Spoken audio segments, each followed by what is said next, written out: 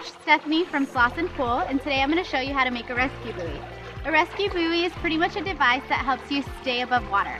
So you're going to need a milk carton and 6 feet of rope. What you're going to do is you're going to grab the carton and have your parent wash or clean it and make sure that there's nothing inside. And you're going to grab your 6 feet of rope and you're going to tie it to the end, to the side of the handle, and make sure it's very tight.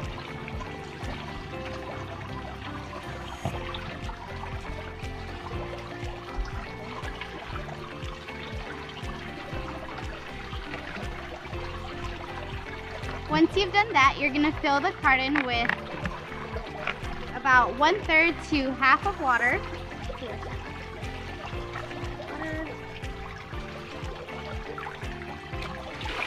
And you're going to seal it.